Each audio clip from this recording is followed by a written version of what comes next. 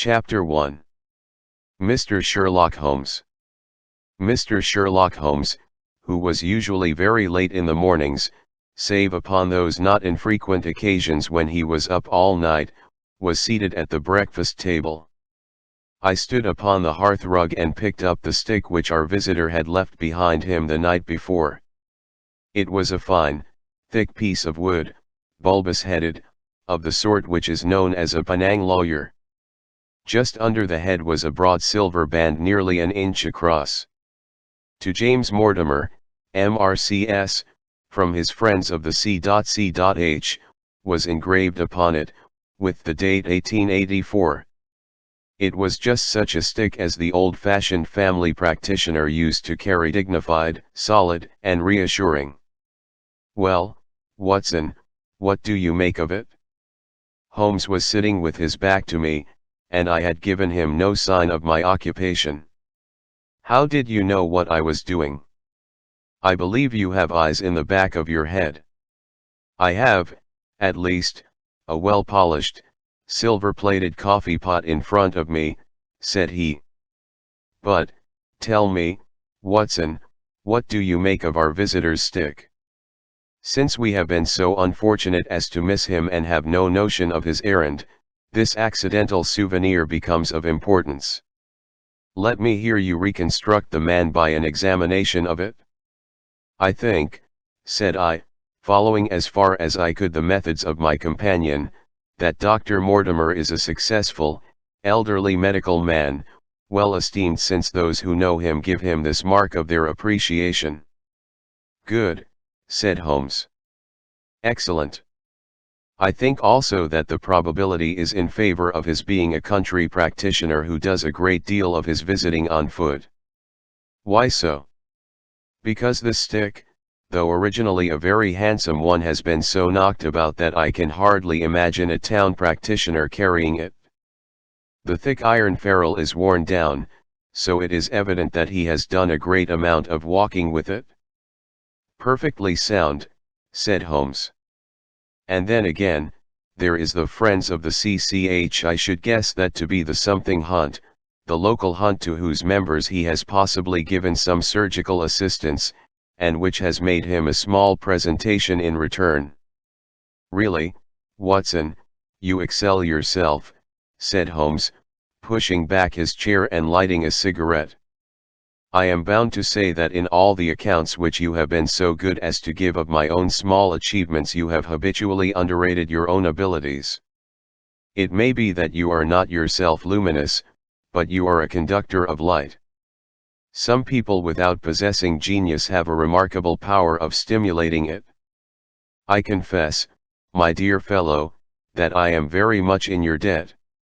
He had never said as much before, and I must admit that his words gave me keen pleasure, for I had often been piqued by his indifference to my admiration and to the attempts which I had made to give publicity to his methods. I was proud, too, to think that I had so far mastered his system as to apply it in a way which earned his approval. He now took the stick from my hands and examined it for a few minutes with his naked eyes. Then, with an expression of interest, he laid down his cigarette, and carrying the cane to the window, he looked over it again with a convex lens. "Interesting, though elementary," said he as he returned to his favorite corner of the settee. "There are certainly one or two indications upon the stick. It gives us the basis for several deductions. Has anything escaped me?" I asked with some self-importance. "I trust that there is nothing of consequence which I have overlooked." "I am afraid, my dear Watson, that most of your conclusions were erroneous. When I said that you stimulated me, I meant, to be frank, that in noting your fallacies I was occasionally guided towards the truth. Not that you are entirely wrong in this instance. The man is certainly a country practitioner. And he walks a good deal. Then I was right. To that extent. But that was all. No, no, my dear Watson, not all, by no means all. I would suggest, for example, that a presentation to a doctor is more likely to come from a hospital than from a hunt, and that when the initials CC are placed before that hospital the words Charing Cross very naturally suggest themselves. You may be right. The probability lies in that direction. And if we take this as a working hypothesis, we have a fresh basis from which to start our construction of this unknown visitor. Well, then, supposing that CCH does stand for Charing Cross Hospital, what further inferences may we draw?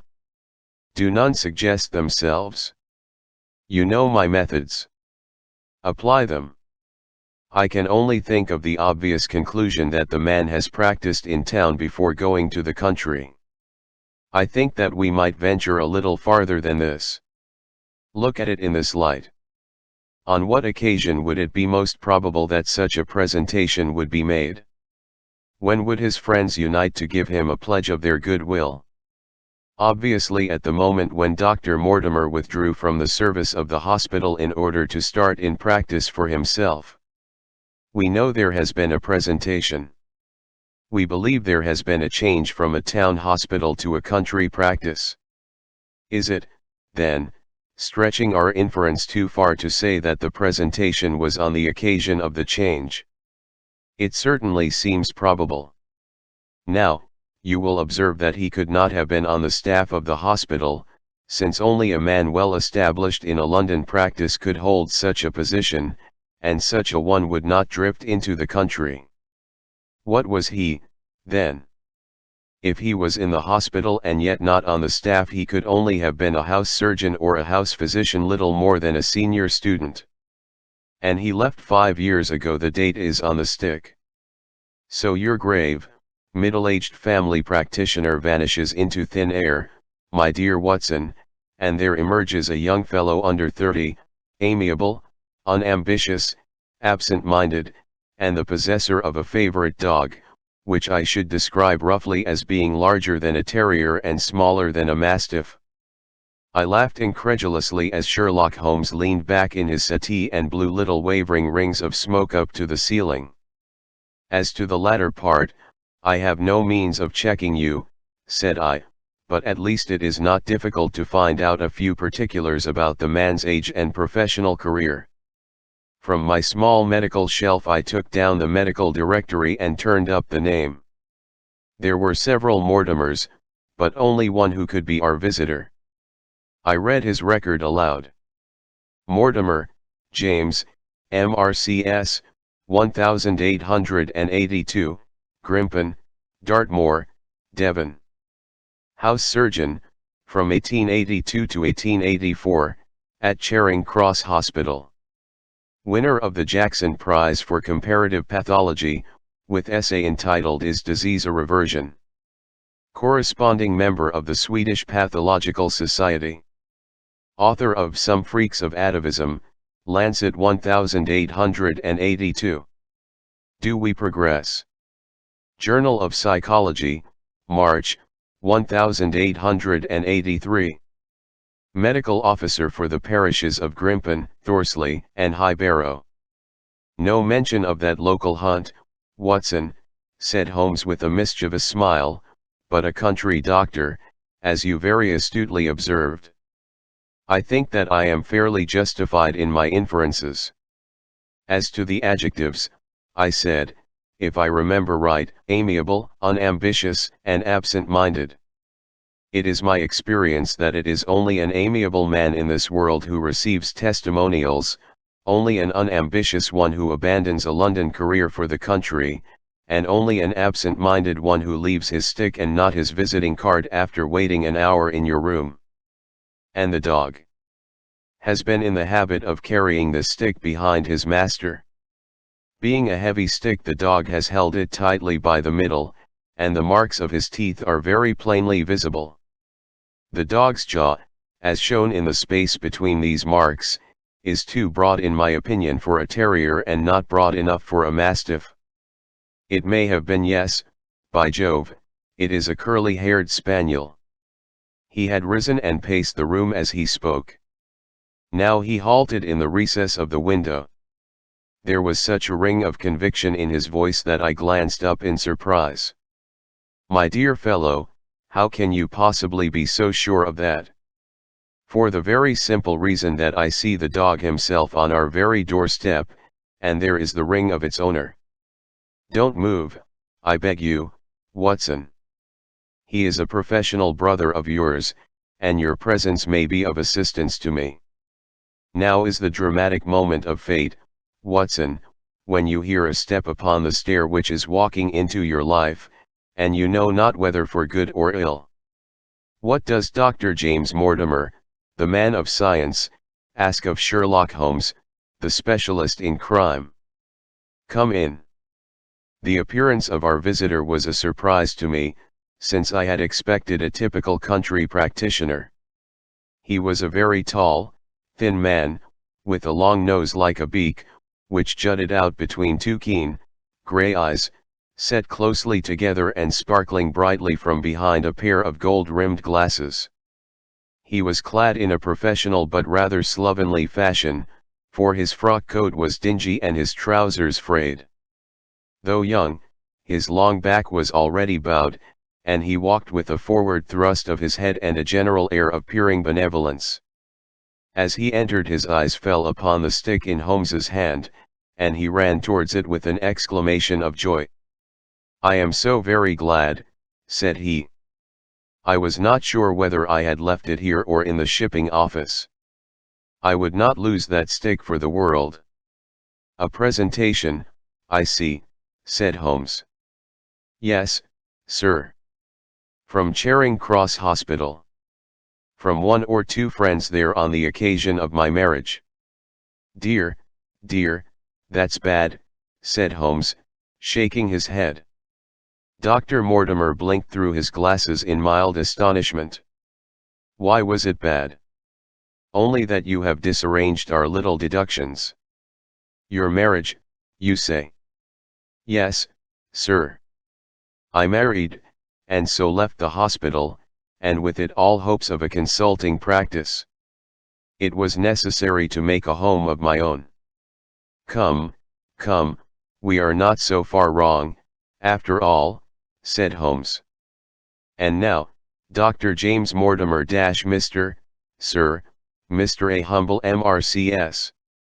And a man of precise mind, evidently. A dabbler in science, Mr. Holmes, a picker-up of shells on the shores of the great unknown ocean. I presume that it is Mr. Sherlock Holmes whom I am addressing, and not no, this is my friend Dr. Watson. Glad to meet you, sir. I have heard your name mentioned in connection with that of your friend. You interest me very much, Mr. Holmes. I had hardly expected so dolichocephalic a skull or such well-marked supraorbital development. Would you have any objection to my running my finger along your parietal fissure? A cast of your skull, sir, until the original is available, would be an ornament to any anthropological museum. It is not my intention to be fulsome, but I confess that I covet your skull." Sherlock Holmes waved our strange visitor into a chair. "You are an enthusiast in your line of thought, I perceive, sir, as I am in mine," said he. "I observe from your forefinger that you make your own cigarettes. Have no hesitation in lighting one." The man drew out paper and tobacco and twirled the one up in the other with surprising dexterity. He had long, quivering fingers as agile and restless as the antennae of an insect. Holmes was silent, but his little darting glances showed me the interest which he took in our curious companion. "I presume, sir," said he at last, "that it was not merely for the purpose of examining my skull that you have done me the honor to call here last night and again today." "No, sir, no, though I am happy to have had the opportunity of doing that as well. I came to you, Mr. Holmes, because I recognized that I am myself an unpractical man, and because I am suddenly confronted with a most serious and extraordinary problem. Recognizing, as I do, that you are the second highest expert in Europe indeed, sir.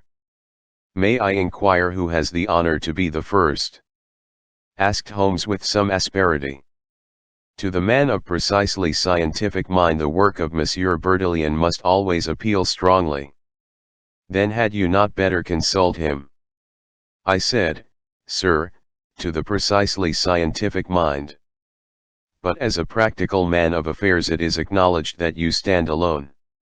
"I trust, sir, that I have not inadvertently dashed just a little," said Holmes. "I think, Dr. Mortimer, you would do wisely if without more ado you would kindly tell me plainly what the exact nature of the problem is in which you demand my assistance."